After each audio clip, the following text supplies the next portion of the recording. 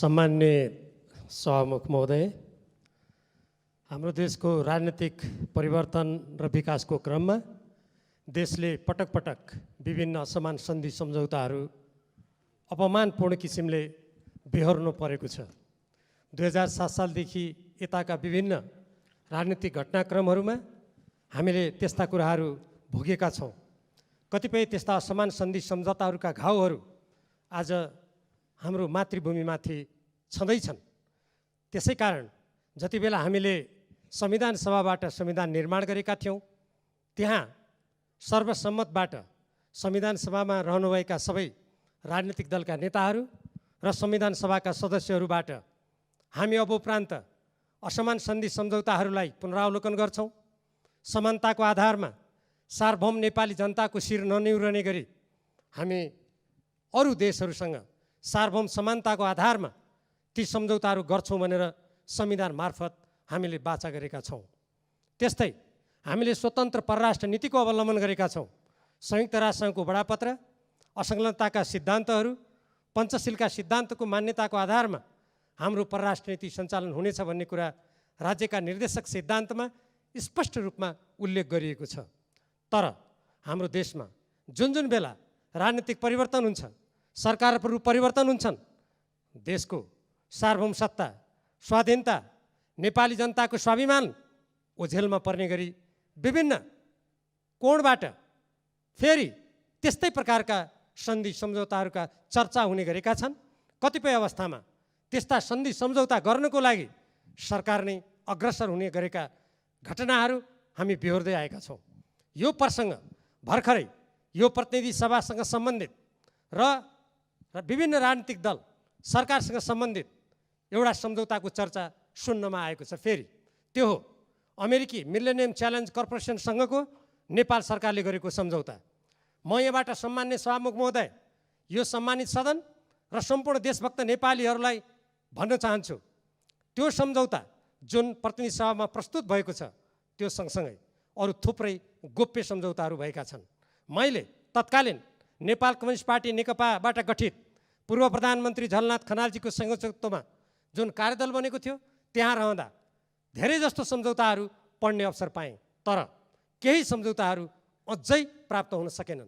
उदाहरणको रूपमा जब प्रतिनिधि सभामा त्यो सम्झौता अनुमोदन भएको छैन भने त्यसको कार्यान्वयन सम्झौता कसरी हुन्छ? सम्झौता अनुमोदन नभई नुवाकोटका ती जग्गाहरू अधिग्रहण कसरी हुन्छन्? त्यसको कार्यालय कसरी खुल्छ? र एउटा 5 तारे होटलमा त्यसको कार्यालय खुलेर नेपाली जनताको राजस्वबाट, टेलिभिजन र रेडियोबाट त्यो अनुदानको प्रशंसाको गीत गाउने कुरा कसरी हुन्छ? सबभन्दा पहिले नेपाली जनताको सार्वभौम अधिकारको अभ्यास गर्ने यो संसदले त्यसको बारेमा निर्णय गर्नुपर्छ। तब मात्र त्यसको कार्यान्वयन सम्झौता हुन्छ। कसरी? अरू त्यसका कार्यालयहरू कसरी खुल्छन्? तब हुनुपर्ने हो। यसबाट के देखिन्छ भने जसरी पूर्व प्रधानमन्त्रीहरूबाट केही समय अगाडि नेपालमा बाह्य हस्तक्षेपतर्फ सङ्केत गर्दै एउटा वक्तव्य प्रकाशित भएको थियो, यो गतिविधि सम्भवतः उहाँहरूको वक्तव्यले सङ्केत गरिनुपर्ने एउटा नमुना हो। मिलेनियम च्यालेन्ज कर्पोरेसनसँग भएको त्यो सम्झौताका प्रत्येक दफाहरूको अध्ययन गर्दा सर्वप्रथम नेपाल कुनै पनि सामरिक अर्थ लाग्ने गरी न राजनीतिक न सैनिक गठबन्धनमा सामेल हुन सक्छ भन्ने कुरालाई संविधानले जसरी रोकेको छ, पहिलो कुरा त स्वयं अमेरिकी मन्त्रीहरूले पटक पटक यो मिलेनियम च्यालेन्ज कर्पोरेसन भनेको हिन्द प्रशान्त रणनीतिको अङ्ग हो भन्ने कुरा उहाँहरूले वक्तव्य दिनुभएको छ। मलाई आश्चर्य लाग्छ, जुन देशले आफ्नो कम्पनीको बारेमा त्यस्तो भन्छ, कतिपय मानिसहरूले नेपालमा भनेको म सुन्छु, त्यो होइन। अमेरिकन मन्त्रीहरू आधिकारिक हुन् कि त्यसको कुनै व्याख्याता नेपालमा बस्ने कुनै नेपाली त्यसको व्याख्याता हुनसक्छ, पहिलो कुरा। दोस्रो कुरा, देशमा भएका कतिपय व्यवस्थाहरू नेपालको संविधानसँग बाँच्छन्, नेपालको कानुनसँग बाँच्छन्। नेपालको हाम्रो अरू देशसँग जसरी हामीले पारस्परिक समानताको आधारमा ऋण लिनुपर्ने कुरा, अनुदान लिनुपर्ने कुरालाई जसरी व्यवस्थित गर्नुपर्ने हो, व्यवस्थित गर्दै आएका छौँ, त्योसँग बाँच्छन्। मैले यो कुरा भनिरहँदा कुनै देश विशेषसँग नेपालको कूटनीतिक सम्बन्ध सुमधुर हुनु हुँदैन, कुनै अमुक देशसँग अनुदान लिँदैन भने मेरो भनाइ होइन। हामी चाहे अमेरिकासँग लिउँ, चाहे हाम्रा छिमेकी भारत चीनसँग लिउँ, वा हामी अरू कुनै देशसँग लियौँ, त्यो हामी नेपाली जनताको सार्वभौम अधिकारमाथि आँच पुर्याउने किसिमको हुनु हुँदैन। कुनै प्रकारको सामरिक गठबन्धनमा त्यसले हामीलाई घिसार्ने किसिमको हुनु हुँदैन। 1962 मा हाम्रा दुई छिमेकीको बिचमा लडाइँ भयो। त्यो बेलामा नेपालमा अहिलेको जस्तो बहुदलमा आधारित लोकतान्त्रिक प्रणाली थिएन, तैपनि हाम्रो देश कुनै पनि पक्षमा संलग्न भएन। नेपालले आफ्नो तटस्थतालाई कायम गर्यो। आज हामी विभिन्न राजनीतिक दल, जनताबाट निर्वाचित, जनताप्रति उत्तरदायी, यो देशको स्वाधीनता मातृभूमिको रक्षाको लागि शपथ खाएका कटिबद्ध नेताहरू र प्रतिनिधि सभाका सदस्यहरू छौँ।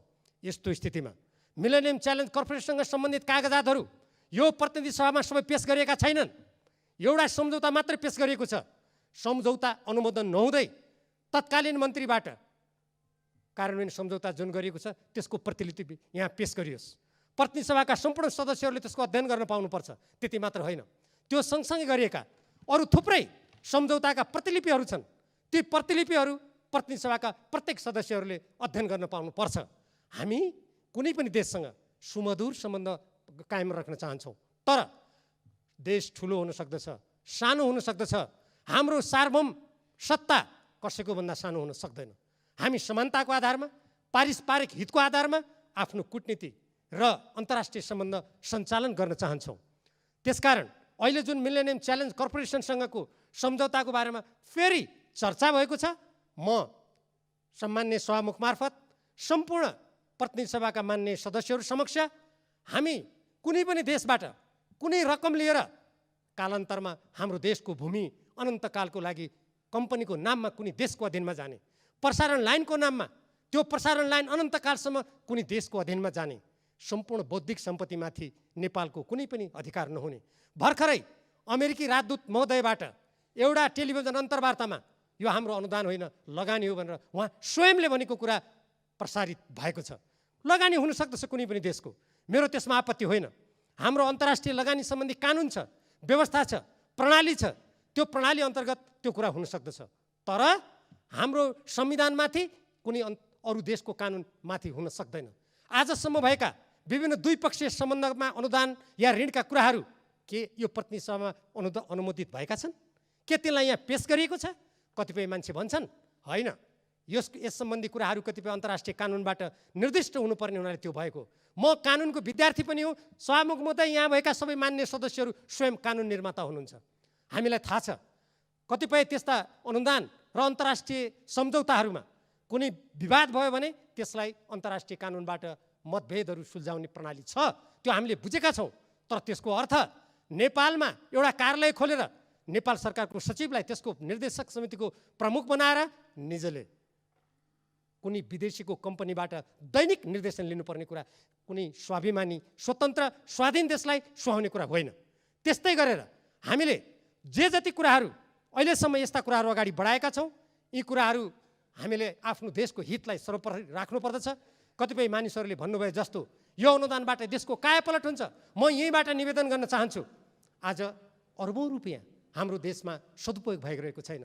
कैयौँ कम्पनीहरूले तिर्नुपर्ने अरबौँ रुपियाँ राजस्व तिरेका छैनन्। हामी आफ्नो देशको स्रोत नहेर्ने अनि यो मातृभूमिको स्वाधीनता, स्वतन्त्रता, अखण्डता, हाम्रो आफ्नो भूमिको रक्षाको कुरालाई गौण ठानेर कसैको पैसालाई देखाएर विकासको नारालाई जनतालाई भ्रममा पारेर उरालेर दीर्घकालीन रूपमा नेपालको अस्मिता स्वाधीनतालाई खतरामा पार्ने काम कुनै गरिन्छ भने त्यो सदाका लागि इतिहासमा कलङ्कित हुन्छ। त्यसकारण सम्मान्य सभामुख महोदय, सर्वप्रथम त मिलेनियम च्यालेन्ज कर्पोरेसनसँग भएका मूल सम्झौतासँगै भएका अरू सबै सम्झौताहरू यहाँ प्रस्तुत गरियोस्। नेपाली जनताले त्यो थाहा पाउने अधिकार छ, त्यो प्रतिनिधि सभाका प्रत्येक सदस्यले थाहा पाउने अधिकार छ। र त्यसको साथसाथै त्यहाँ भएका नेपालको राष्ट्रिय हित, स्वाधीनता, स्वतन्त्रता, स्वाभिमान र नेपालको स्वतन्त्र परराष्ट्र नीति विपरीतका प्रावधानहरू संशोधन नभई, परिवर्तन नभई यदि त्यो सम्झौता गरियो भने त्यो राष्ट्रघात हुनेछ। त्यो नेपाली जनताले विगतमा जे जति असमान सन्धि सम्झौता बेहोरेर आजसम्म बाह्य हस्तक्षेपका अनेकौँ श्रृङ्खलाहरूबाट पीडित हुनु परेको छ, त्यो श्रृङ्खलाको पुनरावृत्ति फेरि हुनेछ।